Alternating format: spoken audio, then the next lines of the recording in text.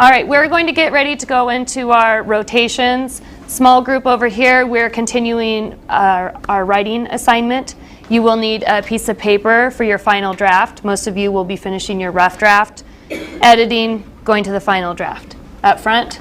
You will need your simile packet. We talked about similes the other day. Today we're going to continue that in learning about metaphors. So you'll need this packet when you come up with me. Station teaching is another approach to co-teaching. Let's watch it in action. Be ready to move. All right, so computer station. Without talking, please move to the computers. Small group to the whiteboard. And silent readers up here. In Molly and Jackie's 6th and 7th grade language arts class, station teaching is common practice. Today, students are working with Jackie on similes and metaphors, with Molly on a writing project, and at the computers on an individualized reading skills program. During this 90-minute instructional period, all students will go to each station, as well as completing a small segment of large group instruction. Yesterday?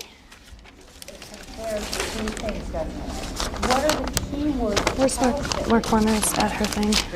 She was here. Okay, I need to collect your papers, rough draft notes, one pile. And then stand ready to rotate.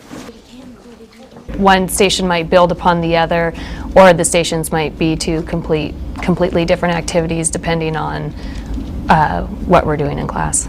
We've decided the stations last 20 minutes per station.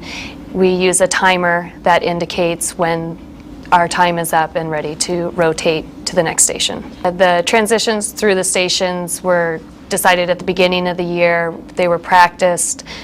Our goal is to have the transition go within 30 seconds. Lots of practice. There are several advantages in station teaching. For example, in this approach, both teachers are actively engaged. There's no standing on the sidelines using this approach. In addition, especially for the older students who might be in a block schedule, this is a way to truly increase the instructional intensity. Another advantage, if there are several students who have attentional problems, they can be divided among the groups, thereby letting each teacher focus a little bit more on the individual students. Disadvantages, those exist as well. In this approach, the pacing has to be approximately equal on the two groups or on the three groups, otherwise they won't finish at the same time. Another issue concerns students being able to work independently. If they cannot do that, then the number of groups can only be as many as the number of professionals available to work in the classroom. A third disadvantage concerns noise. If students get too noisy, teachers may have to work to keep it at a more reasonable level.